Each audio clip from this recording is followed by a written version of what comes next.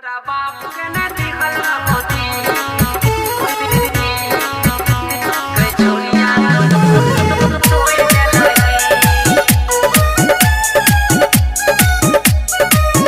तोरा बाप के न दिखल होती कचौनिया तोड़ देलही सोने छोरी धोखे बाजिए ना बनले ना छोरी धोखे बाजिए ना बनले ना झूठे सपना देखा के किया छोड़ देलही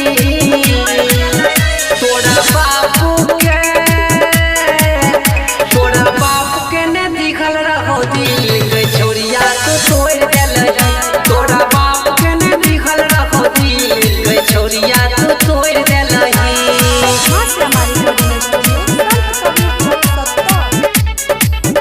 तोरा बाप के न दिखल होती कचौनिया तोड़ देलही लागलो ने लाज तोरा भेलो शरम गे मीठा मीठा दर्द हमरा होई छो सनम गे लागलो ने लाज तोरा भेलो शरम गे मीठा मीठा दर्द हमरा होई छो सनम गे छोरी छही धोखे बाज बन छही उड़न बाज बन सरवा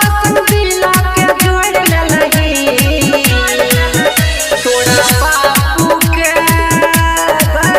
तोरा बाप के ने दिखल रहो दिल के छोरिया तू तोड़ देलही तोरा बाप के ने दिखल रहो दिल के छोरिया तू तोड़ देलही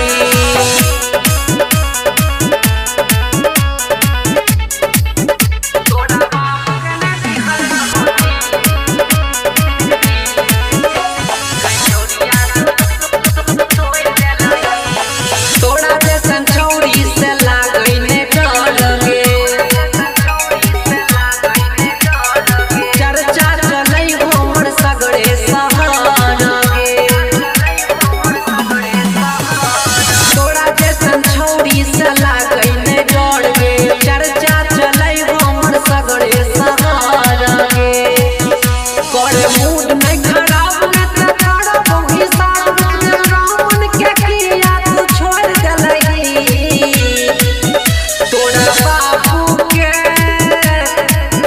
तोरा बाप के ने दिखल रहो दिल के छोरिया तू तोड़ देलही तोरा बाप के ने दिखल रहो दिल के छोरिया तू तोड़ देलही। माँ श्यामा रिकॉर्डिंग स्टूडियो संत कबीर चौक 70।